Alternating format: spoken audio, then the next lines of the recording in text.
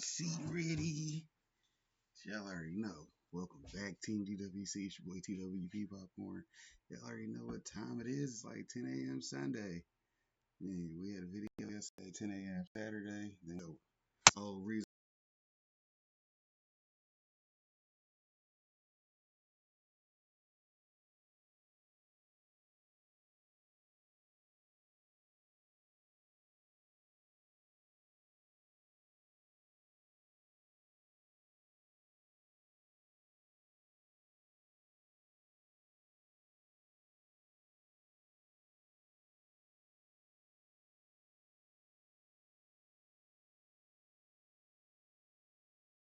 we do the homework so you can show your own work. You dig? Is he out here putting in work? Of course he out here putting in work. You see, we got all these videos popping up. It ain't just no random affair. Hell, we over 2,000 videos deep in this. We've been out here doing our THING. You see what I'm saying? Shout out to today's video. Looks like it only got about less than 10 views. That's a highlight. Those are highlights. Let's go.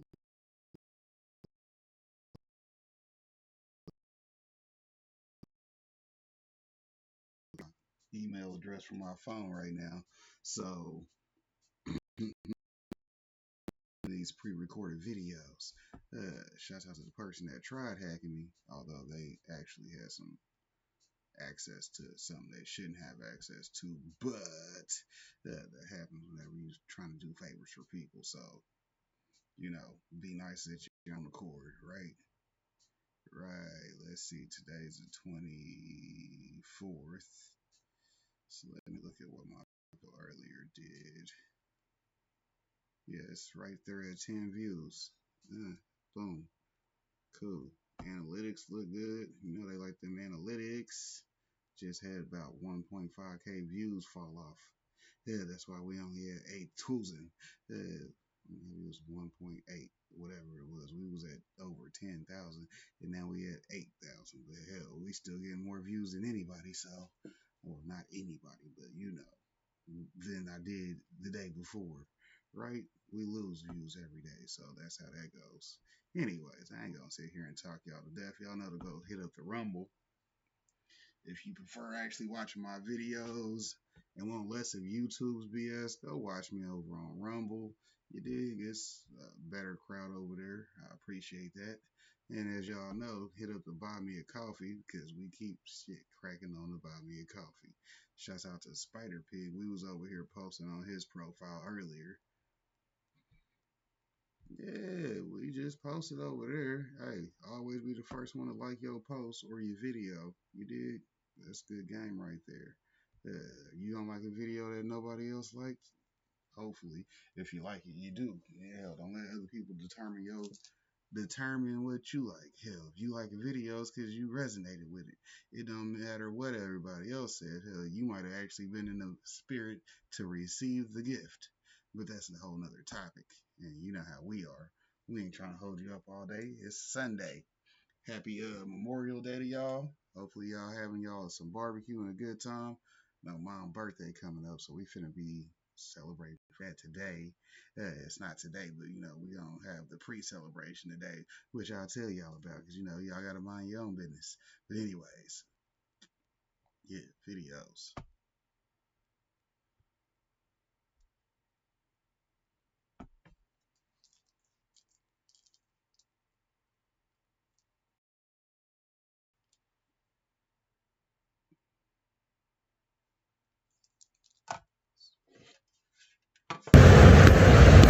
Pick a strain, whatever you want, you could get. Indica sativa, never rolling plain Jane.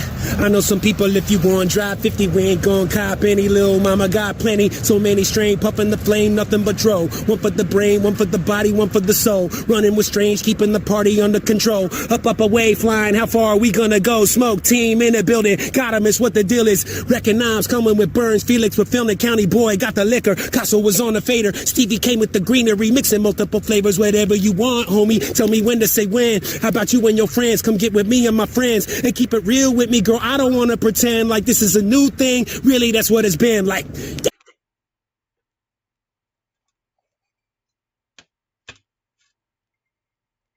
your wealth. And we do that by introducing you to great resources and fabulous guests all along the way. Today we got both. A guest is going to be talking about some fabulous resources that he's using so that you can help grow your health, business, and your wealth. Today's special guest has a greener thumb than old MacDonald himself. This plants that this gentleman grows will make anybody say E-I-E-I-O. Now, when it comes to understanding agriculture, George Washington Carver has reincarnated himself in the form of a man from Missouri. When it comes to growing things, he makes a jolly green giant look like a midget. It's time for today's featured guest, consultant and agriculturalist extraordinaire. It's time for TWP. Hey, welcome back. Just saying, close up to the hat. Hey, there you go. Thank you for that great introduction, Corey. I'm trying to do what I can do. All right. Shout out to my video sponsors. I appreciate them for doing that interview with me. Speaking of sponsors, what up, gang? It's your boy Zai back with another banger. Hey, one thing for sure, two things for certain. Breeding isn't just about matchmaking or putting fire with fire. It's actually about making moves with intention and really aligning genetics together so that they complement each other. And today, we talk about why most crosses fail and why real breeders create champions. So without further ado, let's get straight into it. Get it! Like, comment, share, subscribe, yeah? Yeah, you know it. So stuck, man. Yeah. Gang, man. They know me in DC, they know me in VA. You know I got shot out the DMV. Zaza Genetics, New Jersey. So, before we get started, I got some news. Molotov Mac is live for pre-order on the site right now. I'm actually going to drop a link and make sure you comment your. Hey, y'all know Genetic Sound Fire, Molotov Mac. Ooh-wee. The t-shirt size in the comments if you pre-ordered, because we got some gifts for you, man. Most hype strains are actually polyhybrids, unstable, kind of multi-trait cocktails, if you will. So no different from you wanting to get a German Shepherd, right? You want a good working dog, intelligent. You want them for a multitude of reasons, right? And it's the perfect dog because he carries a multitude of traits that can be beneficial, right? Intelligence, good guardian, blah, blah, blah, right? All of these awesome traits. If you want to take this purchase seriously and you want to actually have a good German Shepherd, then you want to go to a reliable breeder who you know put in the good practices and understands the work of selective breeding and did the work because health, temperament are more important than looks, size, color, right? And many times you find that irresponsible breeders are breeding simply for the name of the hype strain, the color that they think may equate into the offspring or the frosty, whatever. But in most cases, it's just for the hype. And 9 times out of 10, they're banking on your lack of education to reel you in, right? The more that you don't know, the easier it is to sell you, right? Many breeders often cross strains with no understanding of the genetic possibilities, right?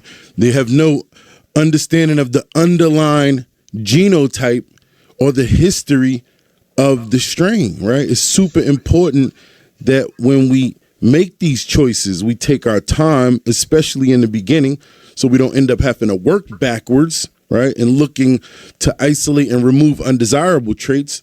But we only have to work forward, right?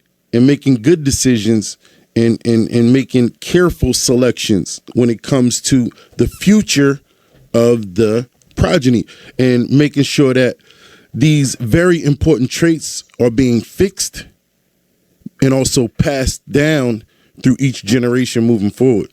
Man, we can call it phenotype roulette in a sense, right? Just no thought process behind it and no understanding of the possible outcome. So, if it's one thing, if that's something that you want to experiment for yourself, it's just smoke that you want to have for yourself. But when you are literally doing this with intentions to just make a dollar, then nah, you become a pollen chucker.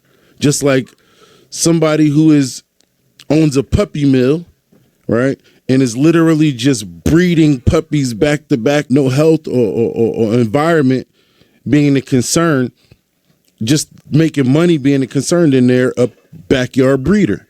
So with that being said, it's all about planning versus gambling. Real breeding starts with setting goals and intention, right? Knowing both parents and doing your research in the beginning, knowing the dominant and recessive traits that are possible to come out. Multi-generational planning. You need to look forward. You need to think ahead. You need to use all of your research to your advantage in the very, very beginning. The breeder is responsible for building, and it takes you to educate yourself to come in contact with those building blocks, right? Those building blocks being the tools in our toolbox, the F1s, the S2s, the S1, all of those things we talk about and if you aren't caught up with some of our breeding terminology, then please go back and check some of the previous videos so you can get caught up. Last video, I asked all of you guys to start putting your strains in the chat. What do you got going on? What you got growing? Go back and do some research on all of those strains so we can make a good recommendation video. So make sure you drop in the comments. Make sure you like and subscribe as well, man. If you are not already subscribed, please make sure you subscribe. Make sure you comment what you have growing in your garden or what you want to see in the next immediate video. And please make sure you like the video as well, man. It gets us in the algorithm, and it's how you support. You can also subscribe to Team Zaza through the YouTube, or you can also support by grabbing that Molotov Mac off ZazaGenetics.com. Pre-orders are live on the website, right? Make sure you drop your t-shirt size in the comments. We got a couple other cool gifts for you guys as well for pre-ordering. Plus, you get 50% off. The best genetics come from breeders who are patient, who are willing to sacrifice, who are willing to take their time and do the research and go down all the rabbit holes. For several years, I still learn each day. With 20 plus years under my belt of book and hands-on knowledge, I still learn each day. So, make sure that you visit ZazaGenetics.com. Make sure you visit ACinfinity.com. Use code Team Zaza. That way you get a discount at checkout and I get a commission. So we both get a little something. All right. And I appreciate everyone who pre-ordered. And the reason why the pre-orders are only limited is because they come with t-shirts and a couple other little cool gifts that are limited, right? After that, it'll be just straight packs once it drops on the 23rd or until supplies last. So make sure you take advantage of ZazaGenetics.com. 50% off right now on the pre-order. Much love. I appreciate you guys. Make sure you catch us in the Discord, man. Discord has been lit last couple nights. We've really been vibing. So pull up on us, man, any night.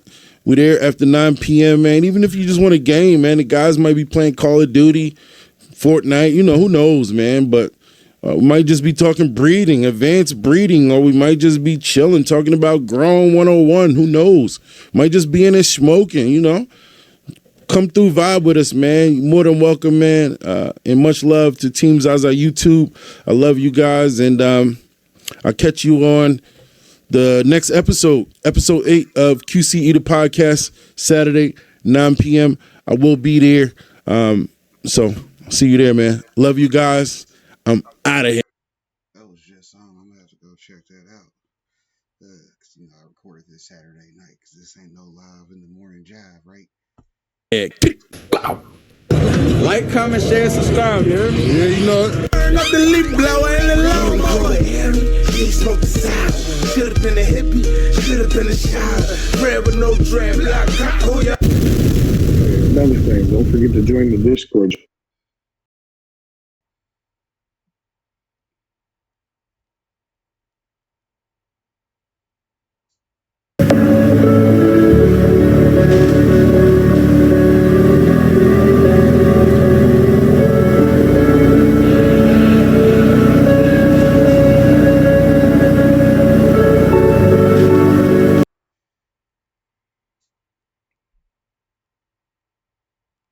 Yeah. So like Fox Farms though, like I noticed like, so if you're going to plant a plant in some Fox Farms ocean forest, per se, you plant a plant in there and you veg it out for like 2 months and you get that plant monstrous and you're ready to flip it into flower. Now you have to add amendments to there because there's nothing left in it. Back up just a little bit. When you say you planted it for a couple months and it took off monstrous, do you know what's in that mix that makes that plant grow? Synthetic salts. It's pretty much what it is, but it's ammonium nitrate. So they spray this ammonium nitrate on sawdust, and that ammonium nitrate is like, it's like acid on a fucking slug. So think of the organic and biology that's in there. It's killing. They put that on there. You can throw a pile of that. It's called nitralized sawdust is what the industry calls it, as an amendment to mix it, and that's what they buy. Roots Organic, a bunch of them do that as an amendment, and that's their nitrogen pack. And then they tell you they put a bunch of guanos and they do other stuff. They don't put shit on it. That's what it is, and that's the reason the difference between a good quality soil and them. And you just explained it, is it shot up and it grew through veg and it did really well. But the thing it's missing is that now, like if you grew in my soil or some good soil, it's not always my soil, but the difference between mine, you're asking, and Fox Farm and all the case studies, Fox Farm with ammonium nitrate in the soil, that plant will shoot up really quick. It grows quick, and it's for tomato plants. Just call it tomatoes. We'll just do the tomato, but same thing with any other cultivar, is it shoots up really quick and it puts off a few tomatoes, and the wind comes and that plant has no structure and it falls over and it's lanky, right? Yes. My soil versus the same tomato plant, you got a fucking heavy stalk. You got this plant that just fucking sits up and does its thing, and it's putting off tomatoes, you know what I mean? Yeah. So that's the difference. And why does mine do that? Because I have a living soil concept behind it. I want you to grow with bacteria. I want you to grow with fungi. I want you to do everything that is healthy in that plant. The last thing you want to do is feed ammonium nitrates in a tomato to your kids at the dinner table. Once you know kind of, you know, so.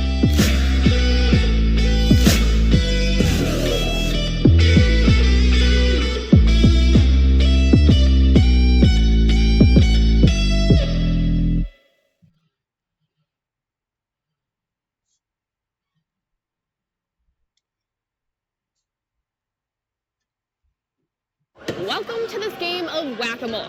Think of this hammer as local law enforcement, and these minions as illegal pot shops in Kern County. No matter how hard police try to whack them down, they keep popping back up. There's a high demand. There's a lot of medical patients in Kern County. A line you'll frequently hear, it's California. Weed is legal. That's the case in most places across the state, but Kern is one of a few counties you cannot buy or sell marijuana, recreational and medicinal. So pot shops like these are all illegal. Some of the crimes are infractions, some are misdemeanors, some are felonies. On January 31st, 4 shops were raided and 10 people arrested. Budville, Bombay, BMC, and Superior Meds, some of which have been shut down before. There have been instances where we do repeatedly go back on certain shops, and others, sometimes they shut down, sometimes they might be renamed. On February 4th, another 3 shops were raided. Knott's Collective, Backyard Organics, and Cannabliss. All 3 were back open just days later. Oh, the demand is still there. Hence, that's why these shops are open. At Backyard Organics, about $200,000 in cash and product were seized. But according to Deuce, shops can make that amount back in just a month. If you have a store that's doing $7,000 a day, it's $200,000 a month. It adds up over $1 million a year. Back in 2014, California voters passed Proposition 47, reducing the fines for nonviolent drug charges like selling marijuana. So now these fines are not a great enough deterrent for shops to stay closed. If you're going to sell $5,000 a day worth of stuff, okay, and it's a $500 fine, the risk to reward is in favor of risk. Even if shop owners were arrested for felony conspiracy, typical bail amounts are what they could make back in just a week, according to Deuce. Being that they're being run illegally, they usually have a large amount of cash on hand, so they're more prone to robberies, thefts. Sometimes we're even dispatched to several serious assaults occurring at these businesses. Law enforcement is also worried about the crime that surrounds these shops. They talk about wanting to reduce crime, yet they conduct raids on businesses every, 6 months, every year. And so what, they're worried about it for one day? So why aren't these shops raided more often, especially if the money seized can help fund local law enforcement? Some of it is go back into drug and gang prevention funds, but the amount of money being invested in terms of personnel far exceeds usually what we bring in through asset forfeiture. Deuce believes Kern County is only losing money from continuing to raid shops that will just reopen. There's 9 assorted police cars out front. You got at least a dozen people, and all of those people cost money. And there's better things they could be doing than raiding businesses that the county could regulate or help enforce and capitalize off the revenues from it and stop trying to fight something that's already here. So his solution? Regulate and tax it. Deuce estimates there are up to 40 illegal shops in Kern County, almost all of which currently pay no taxes. But voters have the chance to change that this March with measures D and E. You're able to tax the flower when it's grown by the ounce. You're able to tax it when it goes to manufacturing. Then the retail tax. There's so many taxes that are charged throughout the process. They've made it very beneficial to counties and cities that have chosen to have this and chosen to regulate it. Deuce sees this as a beacon of hope for Kern County. I see an industry that can offer tens of thousands of jobs, hundreds of millions of dollars in revenue for a county that needs it. Until then, law enforcement will continue to play this game of whack-a-mole. Karen Hua, 17 News. You ain't even a guest no more. Yeah, they've been on here. Yeah, you family, man. I told you we gonna bring you in quarterly to make sure all our investments are up to par. Get some insider information. That's illegal. I mean, we're gonna get some tips and some pointers. Yeah, no insider information. I got quad on that. We done wrote dynamite on inside the trade. I don't know shit. Nah, they locked Martha Stewart up for this. White women can't get away with it. Nobody can. What'd she say? She had some friends who told her some shit one night at a party, and she moved some money around, and she wasn't supposed to do that. Oh, yeah, that's right. Just lose the money like everybody else. They made more money after that too. She went crazy. She stayed down. I love her, bro. She's so freaky. What? How you know? She freaky though. You didn't see the post where she was talking about how they came and installed her pool. Oh, this shit legendary. It don't sound nothing like no goddamn pool.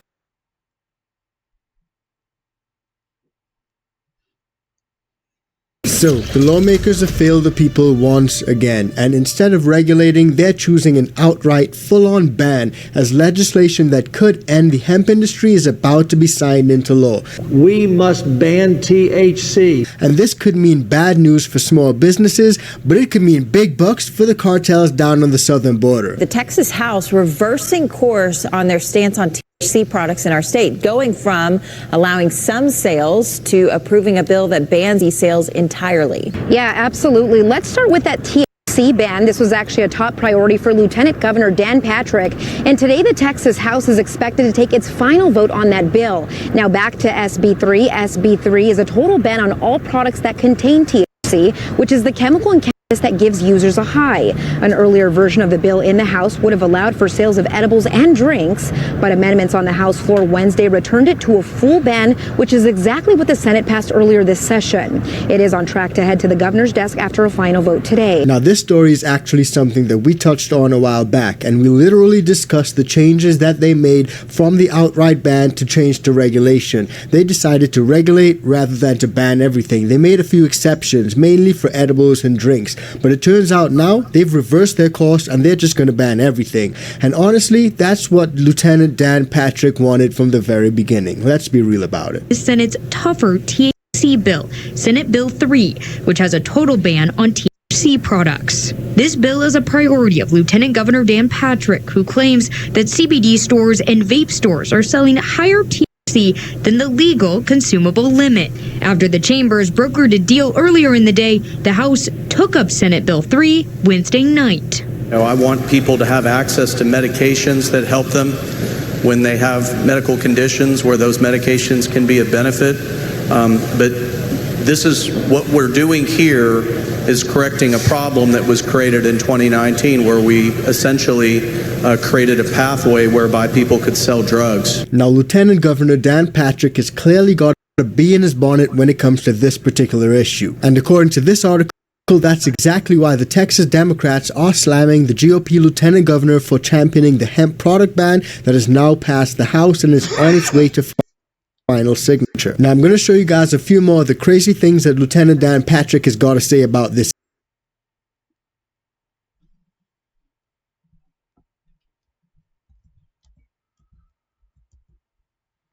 issue, but let's hear what some of the Texas lawmakers have to say and why they're championing this bill. House lawmakers voted to advance Senate Bill 3 that would put strict regulations on the hemp industry.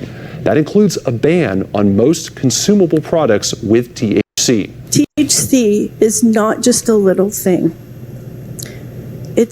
I'm sure it will help many people, but we can expand the compassionate use program. We can do many things like that where we know it helps people. But this is killing kids. It really is. Representative Wu argued there have been 0 people killed from a THC overdose, therefore it doesn't pose a great risk to the public. So these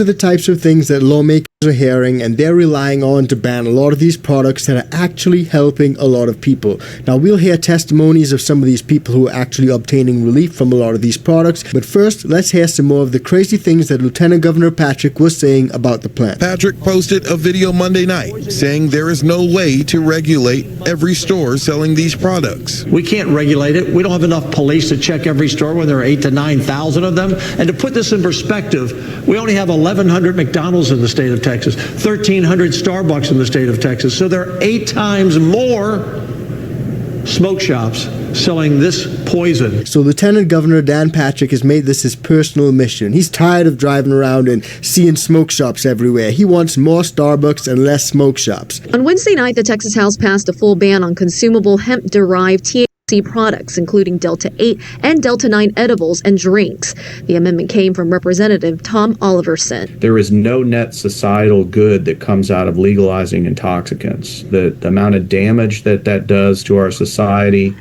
is always outweighs the potential benefit of doing so. These products, he says, often look like candy, don't clearly list THC levels, and are sold near schools. Why not regulate? Why a complete ban? When the entire industry is built upon the idea of misdirection and deception, I think the best thing is to eliminate it all. However, he says the state is expanding the Texas Compassionate Use Program, which would allow medical THC through licensed dispensaries with a doctor's prescription. So you guys heard it there yourselves. Rather than regulate, they just want to ban. It's too much work for them to regulate, so they just prefer to ban it. But what do the people say? Because it's not about what I think, it's about what the people think. And I'm going to show you guys a recent poll that was conducted down in Texas. But before we do that, just a quick reminder, guys, if you're getting value from this video, please do like, share, and subscribe to the channel. And if you want to support us further, join the ICANN VIP Bean Club or just buy us a cup of coffee. Now, there was a recent poll conducted by the University of Houston, and you can Google all this is public information. And according to this poll, the majority of Texans support the legalization of recreational herb, and at least 62% are in favor of legalization. Also, according to this, a wider 69% of Texans support decriminalization and allowing for personal use. And a whopping 79% of Texans support the legalization of medical herb. So what the people want is clear. The will of the voters is there. And thankfully, there are some lawmakers who are actually standing up for the people and for the plant. Have a look. State Representative Jean Wu criticized the amendments in favor of the bill for being outdated. Others testified changes are needed. It is 2025, and we're still rehashing parts of reefer madness from the 50s and 60s. I know that we talked a lot about the dangers of THC, and while this is a substance that children should not have contact with, I think the dangers are way far overblown. So at least there's some people with some sense in those buildings when these bills are being debated. But unfortunately, it feels like the people who have sense are outnumbered by the people who just don't have sense. State Representative Tom Oliverson says a ban is necessary to deal with dangerous, unregulated products. The critics worry that an all-out ban could drive people to seek out THC on the black market. As a physician, I cannot in good conscience support a system where Texans self-medicate with unregulated, inconsistent, and highly potent intoxicants. These substances are not medicine. They are psychosis-inducing, overdose-prone chemicals masquerading as relief. So you guys have already heard tons of misinformation from lawmakers in this video so far. You heard one of them talk about deaths from these products when I've never heard or seen one, and we've just heard that guy talking about overdosing. Now personally, I haven't heard of any fatal ODs, but you definitely hear about fatal ODs when it comes to pharmaceutical drugs and opioids. Just let that sink in. And that's probably that lawmaker who was talking about being a registered physician. He prefers to give you drugs from Big Pharma rather than have you self-medicate. Now let's hear what some of these local businesses have to say about this whole ban, because some of them may have to shut down and all that money is just going to go to the cartels on the southern border. Transparently, what percentage of your business do you think in your stores has become? In Texas, it's probably close to half. Yeah, it's about half non-psychoactive, about half psychoactive. Vince Sanders is the founder of CBD American Shaman. They own dozens of stores across the state, including here in North Texas. Sanders says the stores require photo ID for age verification and make customers sign a waiver knowing what they are purchasing. He says stores that are doing the right thing will be punished under SB 3. But it won't make the lieutenant governor's concerns go away. If there is a ban, it'll be a giant boon for the cartels. They'll love it, and the hardworking, honest Texans that are tens of thousands of people making a living this way will have to find a new way to make a living. Now I want people to understand, I'm not a fan of government herb or of the government being your dealer. And like I said on my last video, the good herb will never die. There's a lot of times when people are going to push bans, and all that's going to do is push people to the black market. The good herb has been around for decades. It's not going to stop now. You cannot put that genie back in that bottle. But what really irks me is that a lot of these businesses are legal businesses which have set up legally under federal law. Under the 2018 Farm Bill, a lot of these products are federally legal. And people who've set up legal businesses doing an honest day's work are going to have to suffer. And not just them, but also their employees are going to have to close shop. Those employees are going to have to go find a job somewhere else. And to people who say, oh, well, it's good for them, let them go find a real job. Well, that is, in fact, a real job. Stupid. And it's not just about the employers and the employees, but also the consumers. A lot of people use these for medical purposes, and they will be denied those products and that relief. Yeah, Eric, experts do say if this bill becomes law, those small business impacts could be felt throughout the entire state. Yeah, but I really like that. Melanie Carpenter owns Serenity Organics in Missouri City. It has been our livelihood. It's been, we've been here since 2020. We're going to have to figure something out. That's because Texas is one step closer to banning THC, which she says the majority of her products at the store contain. Now she's worried about the future of her business if the bill becomes a law. We would close the store, so we would have to start over. Back in 2019, the state passed a law legalizing hemp products. It also allowed for products that contain less than 0.3% of THC to be sold. But Lieutenant Governor Dan Patrick says since then, people took advantage of it and opened up shops with THC products across the state, which he claims was never the intention. Carpenter says if she has to shut down, it would hurt her customers. My customers, again, 40 to 60 years old, pain, sleep, anxiety. I do have veterans. I give a veterans discount, PTSD. According to Texas Hemp Business Council, since 2019, the state has seen several $1 billion in sales and millions in tax revenue. Economic experts tell ABC 13 if businesses close, it could have a ripple effect on the whole state. The people who are forced out of this business are going to make less money, and they're going to stimulate the economy less, and the economy overall will be smaller. That's just a fact. As Carpenter figures out what to do next while her business faces an uncertain future. And it's frustrating, and we're angry, and the next thing is the governor. I mean, the governor can stop this. So a lot of local businesses, local patients are going to suffer. And something that you guys probably heard them say earlier on is that they can expand the compassionate care program down in Texas. And that's essentially a medical program. And we're going to get into that in a bit. But let's hear what some more of these local businesses have to say about this ban. Our mints are really popular, and then our beverage, our ease up beverage, is also really popular. Owning a business makes uncertainty unavoidable. No alcohol for the alternative beverage. But Texas touts itself as the least risky state to set up shop.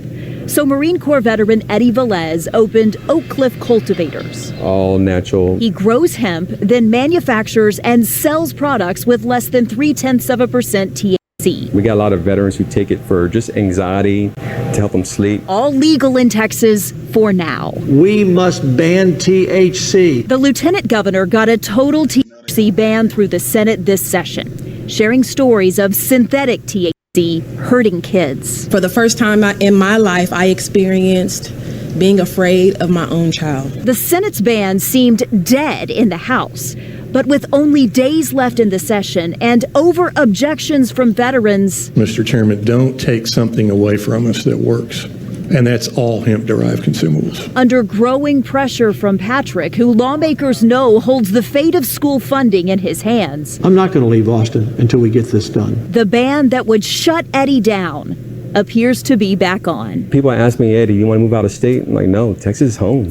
This is where I was born. This is where I want to be at. And we just want to be able to operate and provide the service to our customers. Now, there's something there which you guys may have missed, and I found pretty interesting. Senate Bill 3, which is the THC ban, is actually linked to Senate Bill 2, and Senate Bill 2 is linked to school funding, which Lieutenant Governor Patrick has the fate of in his hands. Under growing pressure from Patrick, who lawmakers know holds the fate of school funding in his hands. I'm not going to leave Austin until we get this done. The ban that would shut Eddie down appears to be back on. Crunch time at the Texas legislature, and the two chambers might have brokered a deal that will finally increase spending on schools. The agreement may also pave the way for a stricter bill on THC to take its next steps. Fox 4's Amelia Jones has been following activity at the Capitol all day and joins us now from the studio. Amelia. Bill is expected to be taken up on the Senate floor Thursday. In reaching this compromise, it opened the door for discussion on the Senate's tougher THC bill, Senate Bill 3, which has a total ban on THC products. Now, I mentioned the expansion of the compassionate use program, but as of now, it's just theoretical. In the midst of tonight's debate, Lieutenant Governor Dan Patrick posted on social media that he supports expanding the Teacup program. He vowed to, quote, expand licenses and have satellite locations for the first time for prescribed products from doctors for our veterans and those in need. So that to me sounds like a promise, but a promise that may never be fulfilled. Who knows? We'll just have to wait and see. But let me know what you guys think about all this. Do you guys think that Texas is going in the right direction? Do you guys think that a lot of kids are being affected, their ODs and deaths? Drop in the comments and let me know. Now, what we're noticing is that behind a lot of these bans across multiple states are donors with deep pockets. A lot of people are familiar with Big Pharma, but there's also Big Alcohol. So have a look at this video, which breaks down how Big Alcohol is waging war on the cannabis industry, because it's coming up right now.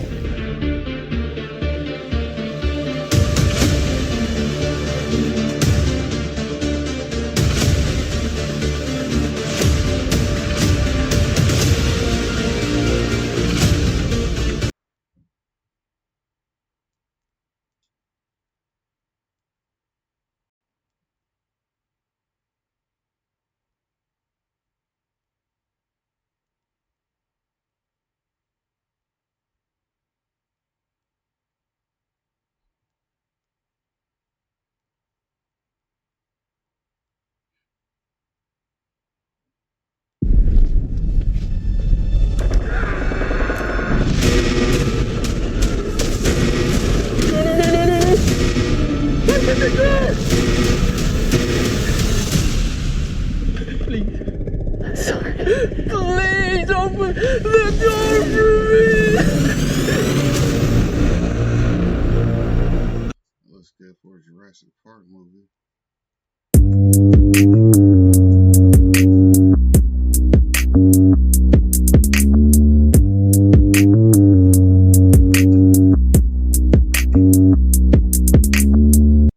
Remember me when you're far away. I'll always have a place for you to stay.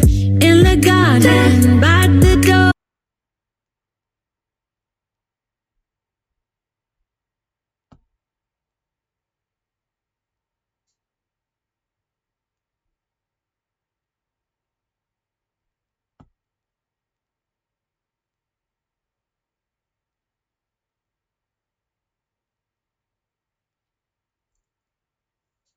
To just change my security up, but that's another story.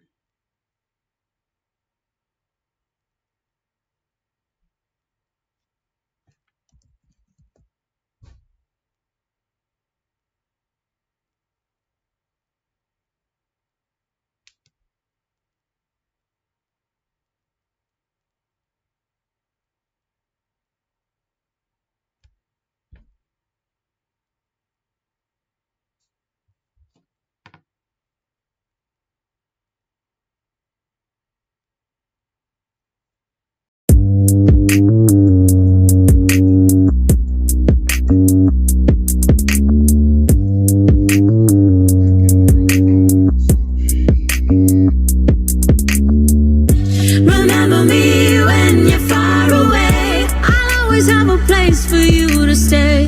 In the garden, by the door, in the bedroom, on the floor. Remember me when you're far away. I'll always have a place for you to stay. In the middle of the night, I'm gonna be there till the morning light.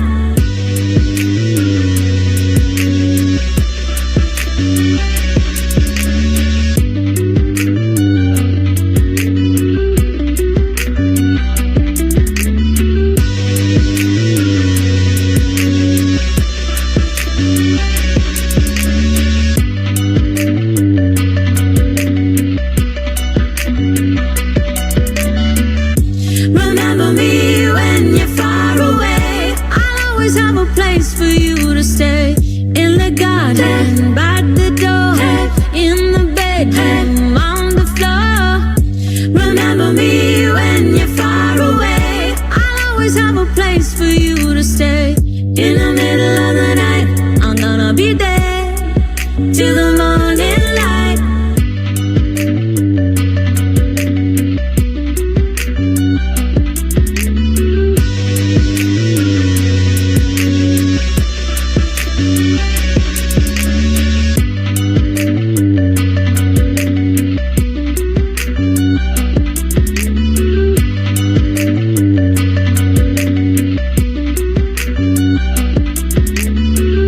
Remember me when you're far away. I'll always have a place for you to stay. In the garden, by the door, in the bedroom, on the floor.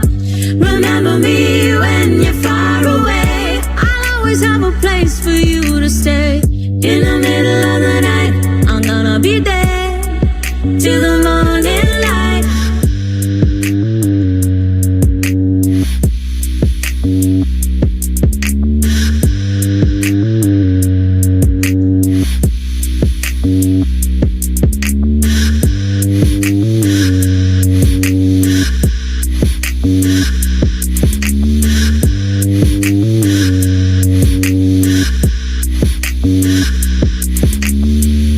Remember me when you're far away. I'll always have a place for you to stay. In the garden, by the door, in the bedroom, on the floor. Remember me when you're far away. I'll always have a place for you to stay. In the middle of the night, I'm gonna be there till the morning light.